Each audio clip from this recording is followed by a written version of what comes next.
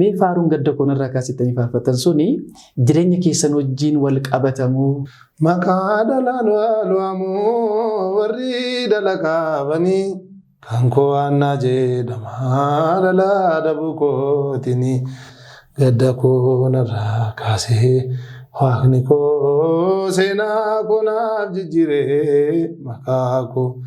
Rakkoo sana maaltu geessisee maaliif ga'e hin jedhu. Rakkoon geenyaan rakkoo sana irratti nama firmaan. Nama gargaara nama bukkee dhaabbanne.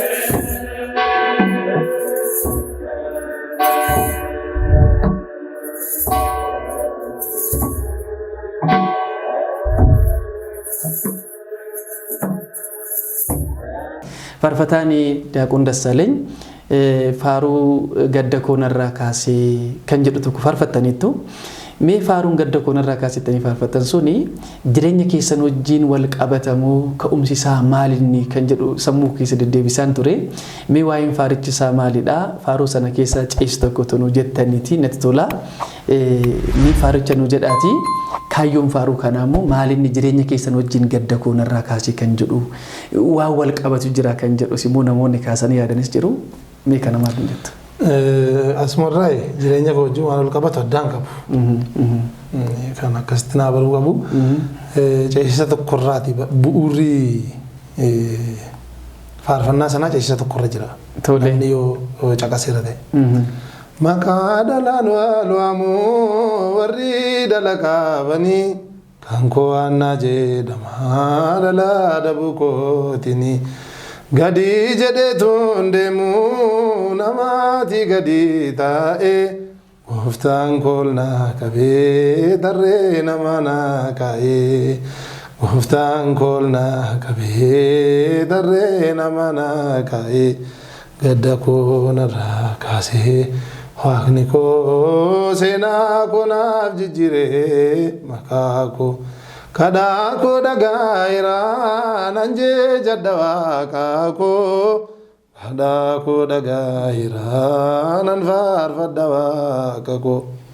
Kuni bu'uurri isaa harmeen Saamu'eel Haannaan dhala dhabdee mana qulqullummaa jala teessee afaan ishee walitti rurrukuttee maal gooti turte? Imimmaan ishee dhangalaasaa kadhatte. Ishee dhangalaasaa waaqayyoon kadhatte turte.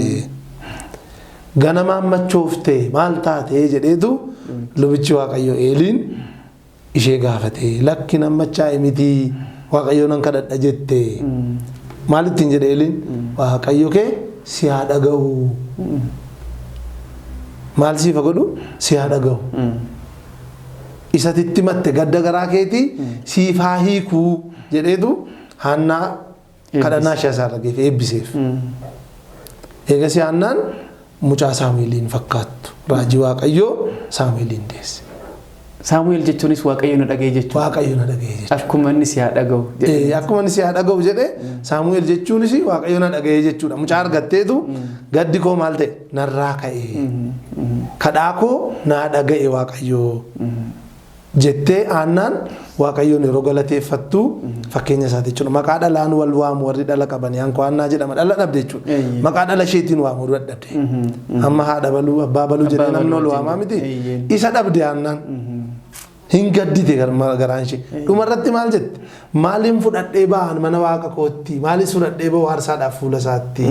Wanti uumaman kun hundumtuu isaa kan isaatti galanni sifa ta'u samii irra falattee waaqayyoof waan laattu dhabde bakka. Meeceessa namas meeceessa faarichaa fakkaata kunis.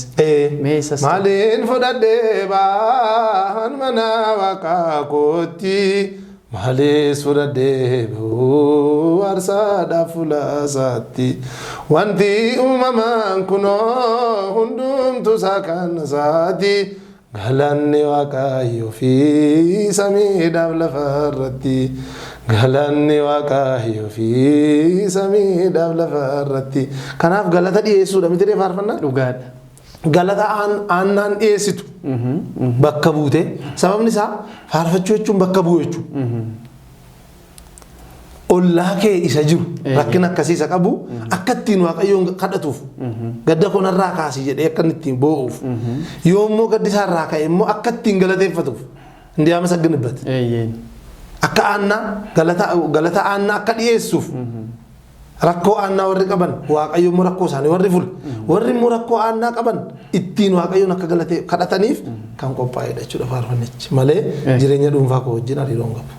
Ijnumti kuniyyuu qabiyyee hubannaa keessa gadi bu'anii ilaaluu gaafata. Mee jalqaba faaruu keessanii irratti kuni keessanitti akkamitti dhufuu danda'e? Waa'een gadda koonarraa kaasee dhamee kitaaba qulqulluu gubbaa irratti ooriitii gubbaa irra dhaabbatee dhaqee haadha Saamu'eel ishee booruu fuulduratti dhala argachuu fi gadditee mana qulqullummaa fuulduratti kuftee Waaqayyoon kadhachaa jirtu sana yaadachuu bira akkamitti dhufe yaadni ishee bira dhaqanii faaruu kana fiduu akkamitti dhufe? Namni tokko dabarima waama xiqqoo sana kaasee gadduma kaleessa gaddeen boo'uu danda'a. Kitaaba qulqulluu irra ceetanii akka achi dhaqxanii fi maaltu bu'uura ta'e kan jedhu akkamitti kaasa? Barumsa dhaqa. Barumsa amantii sana naannoo sana naannoo sanatti nama kan na barsiise yeroo sana barumsa yeroo sana kennamutu akka achi dhaqxu si godha. Namni yeroo barumsa barsiisu barumsa sanarraa maaltu jira jettee hubachuu qabda. Dhaggeeffattee zimmettee sokkita ta'uu hin ta'in namni walaloo barreessu namni yeedaloo barreessu barumsa sanarratti hundaa'eeti kan barreessu kan dhaggeeffatus kan. Abbootii jalatti guddattanii? Mee maal barattan achi keessatti mee haalli ittiin guddattan haalli ittiin dhaggeeffattan haalli yeroo san ture abbootiin wajjin turtan kan isin barsiisan eenyu fakkeenya isinii ta'e? Ani kan barumsa amantiitti akkan jalqabaa ka'ee guddadhu na godhe barsiisaa koo kabaju hordofaa dhinaati. Obbo Hordofaan wangeela na barsiisutti abbaa kooti. Hordofaa dhinaa kabaja guddaan kennaaf abbaa gammachiisa. Kitaaba baay'ee barreessaniiru nama guddaadha. Har'allee wangeela isaan barsiisan dhaggeeffachuun nan hawwa nan fedha. Nama qajeela Waaqayyoo umurii isaanii nuuf haa dheeressu nama qajeelaa nuyi qabnu. Ijoollummaa kooti kaaseen isaan jalatti guddadhe isaantu na barsiisa. Guddaa isin galate. Namoota baay'eetus jira. Isaan sana dabaluu yoo barbaachise namatu guddaa baay'ee jira. Guddina koo keessatti warri gahee qaban jechuudha. Tole guddaa isin galateeffan ulfaadhaa sagalee jireenyaa isin dhageessu faarfannaa ergamoota isin dhageessisu. Qabiyyee yeedaloo amma faaruu kana keessa dhangala'aa jiru mataansaa kaleessaa akka jirutti kan taa'e himata tokko qaba dhugaa dubbachuudhaaf waan na bira teessaniif miti. Dhugaa namoonni adda baasanii beekuu qaban keessatti yeedaloon amma kaleessa waggaa sana waggaa meeqa faarfattanii faaruu kana? Waggaa arrii 2002 tokko akkabaabidha. Kanaaf naannoo waggaa 16 booda deebisnee faaruu kana yeroo dhaggeeffannu akka amma ba'aa jiru yeedaloonsaa dhugaan taa'ee jiru hin banne. Maaliif kuni kan jennu akkama jettanii taa'ee baradheera abbootii dhaggeeffadheera tajaajilli maalinni kaayyoonsaa eessadha akkamitti maddisaaf eessa deemuu qaba kan jedhu waan hubatamee keessa jiruu fi saamsama kana keessa waan jiruuf kaleessaa fi har'isaa dhangala'a. Amma faaruun har'aa akka sirbaa ta'eet laayikii miiliyoona tokko argattee torban tokko booda hin jiru. Akka sirbaa sana jechuudha amma. Hammi sun maaliin afurii sun maa bada gaafa jenne tokko taa'anii barachuu dhiisuun lammaffaa abbootii dhaggeeffachuu dhiisuun sadaffaa eenyuun kitaaba qulqulluu dubbisuu dhiisuun mataansaa daandii sana rakkatee maqsuus taasisa. Kanaaf kun gorsa guddaa fi namoota hubachuu danda'uu fi qajeelcha guddaadha jechuu dandeenya sagalee jireenyaa isin dhageessisu. Egaa faarfataa Daaqoon Dassaaleen jiraatanii kana qofa miti faaruu qofaanii miti. Egaa waan gaarii hojjettanii isin dhoksitanii hojjettanis ifatti ba'uunsaan oolu. Keessattuu yeroo rakkinaatti abbootii harqalleeyyii lubootaaf faarfattoota harka qalleeyyii tajaajila qofaan jiraatan achirratti durgoo argatanii qofa jiraatanii yeroo koronaa sana rakkoon gurguddaan uumameera. Sana keessatti hirmaannaa guddaa gochaa turtaniirtu akka dhuunfaattis gaafa jedhamu dhageenyeera. Mee dhugaa dubbannaati faarfataa Daaqoon Dassaaleen jiraatanii bara koronaa sanatti ofirraati hafee qofa isaa daldalatee maal jedhee bu'aa argate waan jiru sana waan irraa hafeef kennamoo nama gargaaruu jechuun akka kiristaanummaattis haa ta'u akka namummaatti caalatti immoo akka ortodoksummaatti maalidha waan qabanii irraa hafeefidha yookaan immoo waan gatanii waan lafa jiru sana gateera waan ta'eef kanan fayyadamu waan jedhameedha moo iccitii wal gargaaruu kiristaanummaa keessa jiru akkamitti ibsama kan jedhu isin wajjin wal qabsiistanii galata mindaa hin qabne miti gaarii hojjechuun waaqa fuulduratti kenna namaa kennisa kan akkamitti hubanna? Nama gargaaruuf nama ta'uu qofti gaadha kan jedhu mariin tokko jira. Dhugaan jechi tokko jira. Malee isuma qabnu wajjin nyaannaadha malee waan irraa hafee goone hin qabnu. Mana keenya kaawwaan inuma jira. Inuma jira kaawwaanii. Ani hojii biraan ittiin sosocho'u tokko tokko jiraate illee barsiisaan ture. amma ammaatti barsiisaa dhuman ture egaa ji'a kanarraa kaasee dhaabeera barsiisummaa xinnoo gara hojii nagadaatti. Barsiisaa addunyaa jechuudha. Barsiisaa mana barumsaa jechuudha. Waggaa 20 olitti aansee barsiisaan ture. Barsiisaa mana barumsaa mootummaa jechuudha. Mana barumsaa elementarii kutaa tokko kaasee amma haayiskuuliitti barsiiseera. Waggaa 20 mana barumsaa keessan ture. Mindaadhuma barsiisaan argatuun argadhaa waan addaan jiru. Kanaafi waan silaa dhala namaa barbaachisa jedhamee eegamu waan hin guutamin mana koo waan baay'ee jira. Malee waan baay'ee ani gargaare addaas hin beeku odeeffannoo kee hin beeku. Garuu immoo waan humna koo nama rakkateef waan hin danda'u daabboo ijoollee kootii cabsee nan kennaaf. Yoo daabboo 3 nyaachuun nurra irra ta'e 2 manatti nyaanne tokko namaan laanna. Kiristaanummaan inni dhugaas. Inni silaa yeroo ani beela na baafteettaa. Ani dheebonnaan dheebuu na baafteettaa. Daarraan natti uwwifteettaa. Gaaffii jedhu jalaa ba'uuf hojii nu hojjennudha. Kanaaf sirraa hafnaan natti uwwistee sirraa hafnaan na nyaachiftee kan jedhu miti ajajisaa. Hin jiru. Akkasiin jedhu. Majaafichuu akkasiin jedhu. Akkasiin jedhu. Daarraan natti uwwifteettaa jedha. Isa iyyuu isa uwwisuu qabnu hundayyuu nu uwwifne malee. Isa gochuu malaa iyyuu hin goone malee. Wayyaa 3 manaa qabnu keessaa tokko laanne nama. Isa iyyuu kanaan nurraa hafa malee cubbuun keenya baay'eedha. Cubbuun keenya yoom isa iyyuu dandeenya. Asirraata qabnu iyyuu yoom seeraan kaffallee dandeenye. Isa iyyuu goone gaadhaabe. Qaawwaan akkuma jirutti akkuma nama foonii kamii cubbuun koo akkuma jirutti ta'e. Waan hin danda'uun garuu garaan jabaadhu.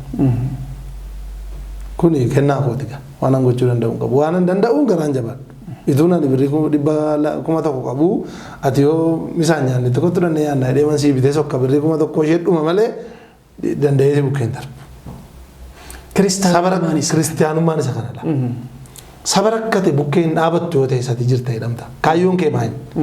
Anama duruma yeroo ijoollummaa maal jedhaa yoo birrii argadhee abaluufaaf akkasiin godhaa harmee abaluuf akkasiin godhaa laatuun danda'e harmee abaluuf akkasiin godhan jedha. Oo namoota ni qaamaan beeku namoota naannoo koo wajjin jiraadhu sana yoo isaan rakkatan argu garaa koon na dhukkuba. Yoo namni miila qullaa deemee natti dhufanii imimmaan qabadhu nan haara bakka.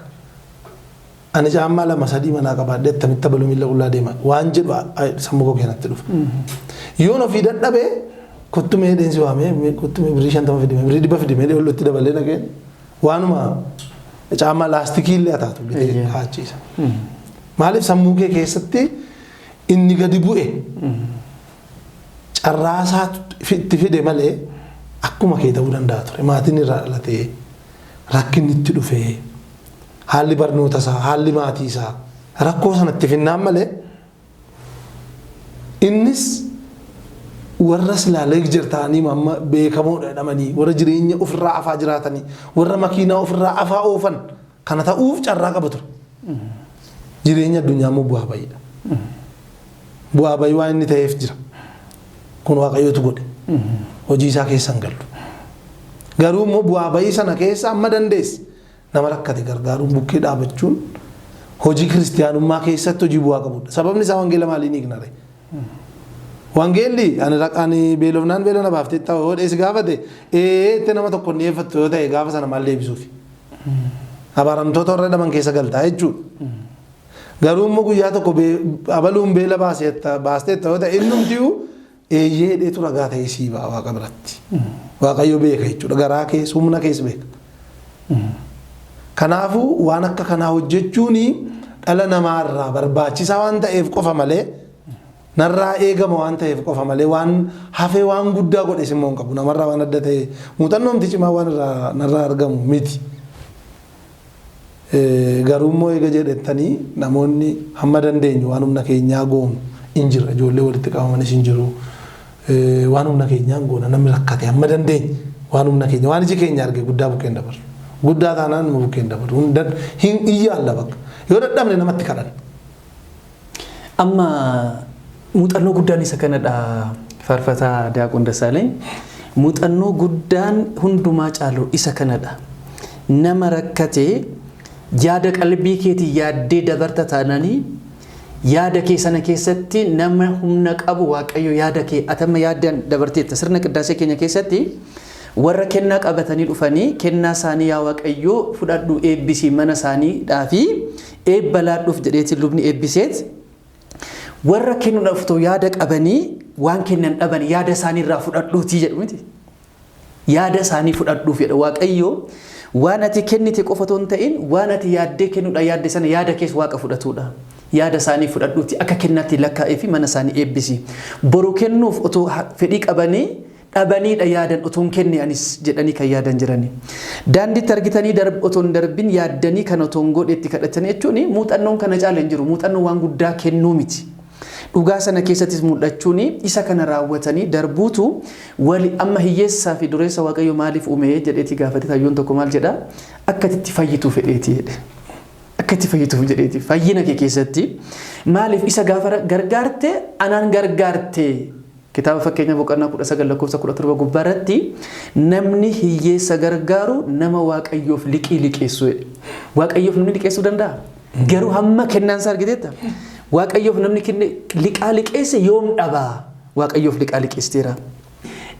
Gara dhumaatti deemaa jirra gaatee qophii keenya xumuruudhaaf jennaa mee asirratti amma hojii hojjechaa jirtan kana keessattuu yeroo koroonaas abbootii lubootaas akkasumas gamtaadhaanis yoo dhabnes immoo kadhannee illee ta'u nama rakkate bira otoo inni darbuu baadhee toon qabaadhee darbuu baadhee dhabus immoo waan xiqqoo qabu keessaati waan daabboo sadii keessaa tokko kennuun anaaf namummaa koo caala kiristaanummaa koo kan waaqayyo barbaadu isa jettanii kaastanii jirtu.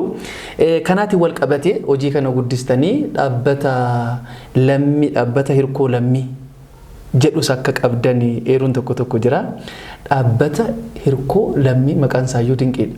Mee akkamitti mogga'ee maal hojjechaa jira? Maalirras jira? Boruunsaas maal fakkaata kan jedhu dhaabbanni hirkoo lammii maaliin ilaata? Akkamitti moggaastan? Dhaabbanni hirkoo lammii naannoo lixa Oromiyaatti rakkoon haalli nageenyaa uumamerraa ka'ee kan hundaa'edha. Dhaabbata hirkoo lammiitti yoo miidiyaa hawaasaa irratti hordoftan yoo ta'e baay'inaan hin jira miidiyaa hawaasaa irra. Walitti qabaanii dabaloo itti aanaa mucaa jedhamu tokkotu jira Gimbiirra. Amma dhaabbata sanaaf koreen geggeessu Gimbii jira. Nuyi addana akka biraanchiitti hojjenna. Akka fakkeenyaaf waan Finfinneetti hojjetamu anatu hojjeta dhaabbata sana bakka bu'e jechuudha. Fakkeenyaaf namni dhukkubsatee yoo dhufe ana takkamsiisa. Barattoota addana tiisheerii qabna ijoollee kan miilli isaanii ijoolleen nama lama miillumatu dhalootaan jallaadha. Isa sana Kiwur Hospitaal warra dhaabbata Kiwur Hospitaal kan jedhamu tokko jiraas dhaabbata dhuunfaa Ameerikaan imbaasii boroo kan jiru. Daa'imman caba lafee asumaan namoonni miidiyaa kana hordofan akka hordofanitti caba lafee hidhii sintiqii addana hidhii sintiqii laanqaa isaan tola hojjetu kaffaltii malee jechuudha. Balaa konkolaataan isa ta'u maal isa ta'u cabi lafee jiraannaan kan Kiwur Hospitaaliin tola gargaara tola tajaajila kaffaltii malee jechuudha. Isaan sana bukkeetti immoo warri dhaabbata sana wajjin wal qabatan Tishaayir kan jedhamu naannoo gafarsaa naannoo keellaa dabarte Tishaayir kan jedhamu safara tokko jira. Safara sanatti dhaabbata guddaa jira ol sixxee yoo dhattee gibbii sana galtee daa'imman dhalootaan miilli isaanii dhalatee garmalee cabanii deebi'uu dadhabanii. Kana fuudhaniitu fudhatanii gargaaru. Amma ijoollee Tishaayir jirtu anatu hordofa. Ijoollee qabnaachi ijoollee nama sadii. Tokko balaa ibiddaatiin kan gubate as naannoo Abeet Hospitaaliitti wanni godhamee fi madaansaa fayyee fi achi Kiwur Hospitaaliitti deddeebisaa turre warra Tishaayiritti laannee amma Tishaayirtu gargaaraa jira. Achitti hordoffii goonaa miilla lama miilli tokko noormaalii deebi'ee miilli tokko akka citu murtaa'eera amma maatiin dhufanii mallatteessanii miilli sun achitti jedhameera. Akkas Toomaas jedhama mucaan sun naannoo Gaa'oo Qebbee qillee Wallaggaa Gaa'oo Qebbee magaalaa Harroojii naannoo cina magaalaa Harroojiitti abiddi balaa abiddaatiin kan mucaan sun gubate naannoo Qaaqee jedhamutti mana buufata fayyaa ji'a tokko akkas ciisee dhufe magaalaa Naqamtee hospitaala Naqamtee isa durii isa Karcallee bira naannoo Gabreelii san ji'a 9 ciisee madaansaa fayyuu hin dandeenye as dhufe ji'a 5tti madaansaa fayyee fi amma Tishaayir jira. Sana kan hordofu ana ture. Asitti jechuudha. Namni yoo rakkatee fakkeenyaaf mana hospitaala dhufee seenee dhaabbanni keenya kan gargaaru yoo ta'e natu dhaqee waan ta'e haala mijeessaa fi konkolaataa waan adda addaa naaf godhaaf. Dhaabbanni suni dhugaan siin jedha. Dhaabbata namni bukkee dhaabachuu qabu. Miseensas itti ta'uu qabu. Atillee dabalatte. Miseensa yoo taate buusii kaffaltaa itti ta'uu qabu. Faayinaansiin isaa seeraan kan hordofamu.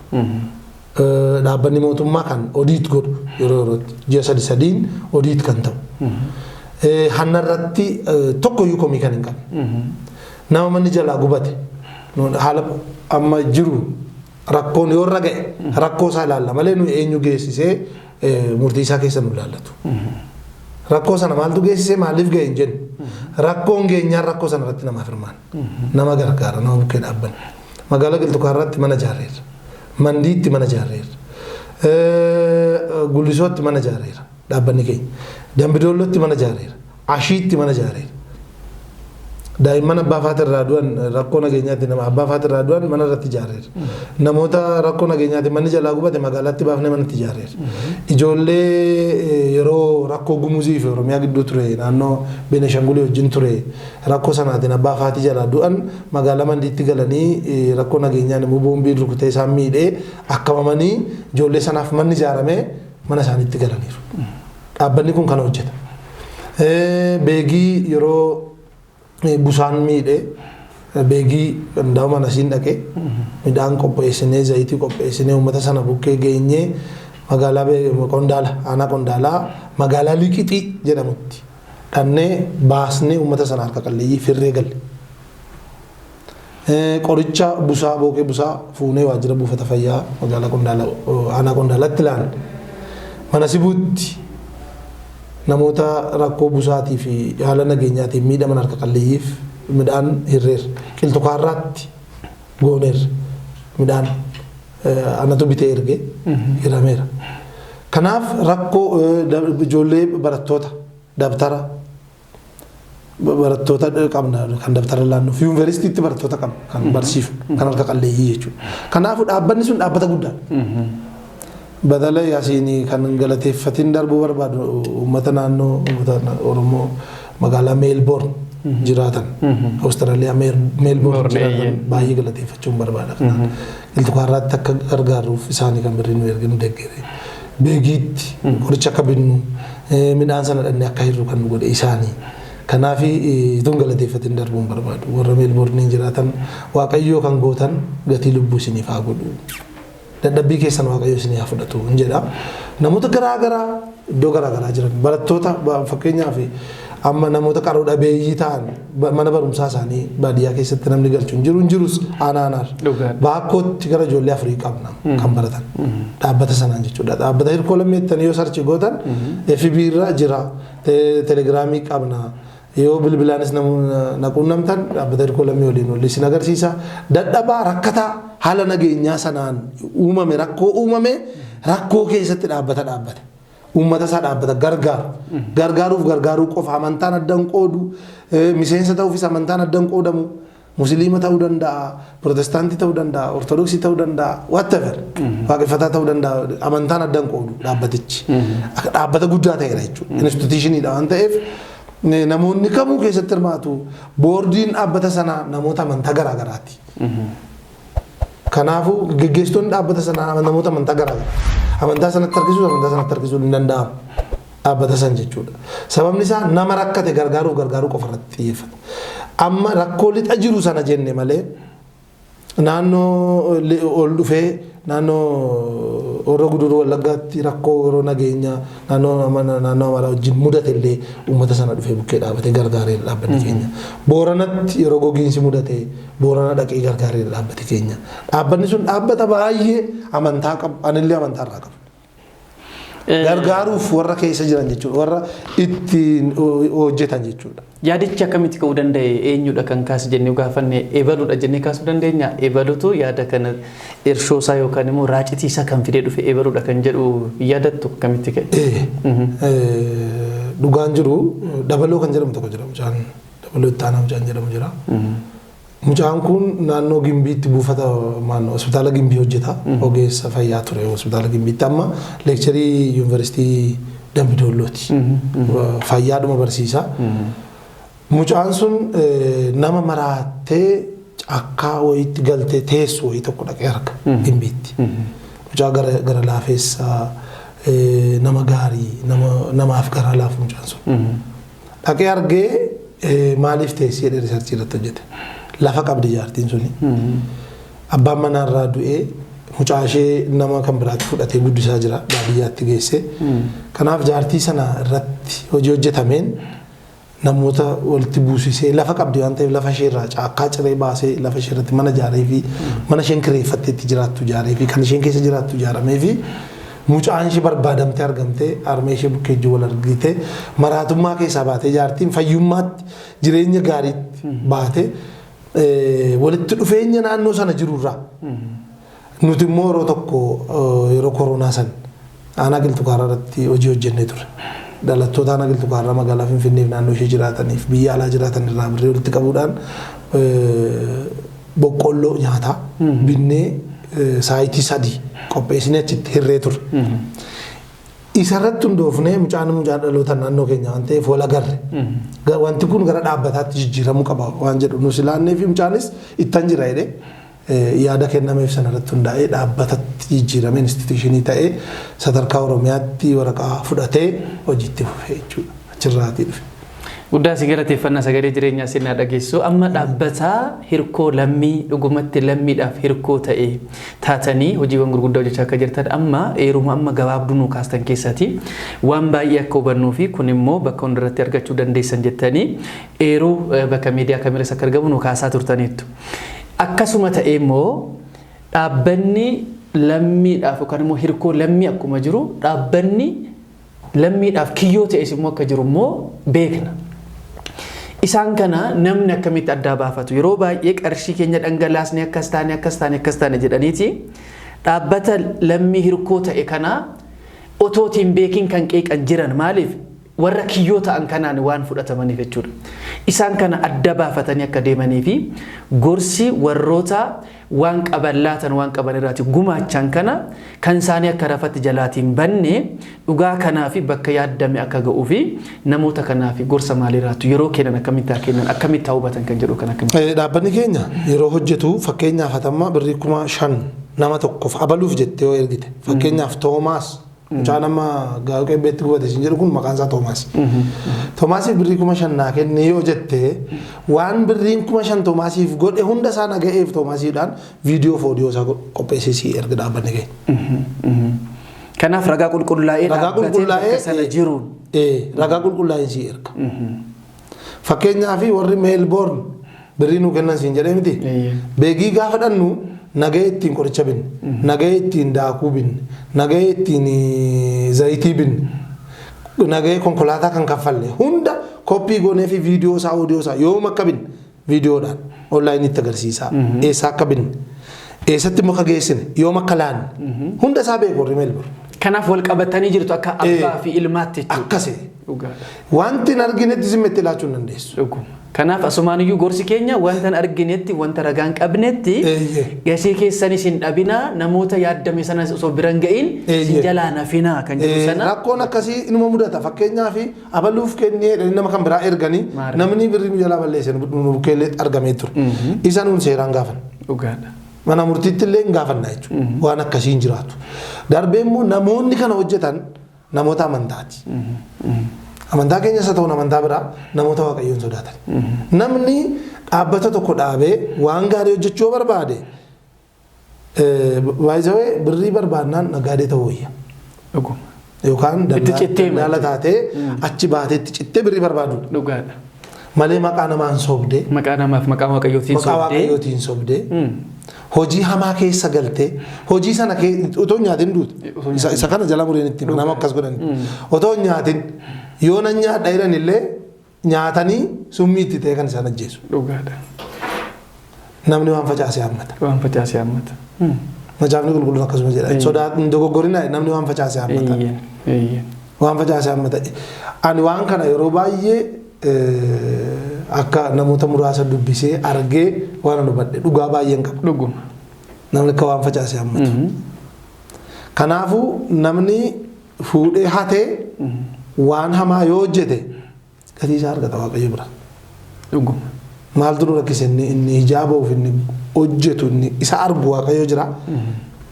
Dhiisaa fi nama sana. Akkasitti yaadan dhiisaa fi Waaqayyoof dhiisaa warra dhugaatti hojjetanii wajjin hojjedha. Dhugaadha. Kan amma ka'ee namni tokko dhaabbata ergoo lammii gargaaruun barbaada yoo ta'e akkaawuntii korratti biriin gashiisisu eenyuuf malee dhaabbata akkaawuntii dhaabbata sanaa irratti akkaawuntii dhaabbata irratti dhaabbata sana immoo kan hooggannu namoota gurguddaatu jira. Hordofuun hin danda'amu. Boordiin isaa namoota gurguddaadha.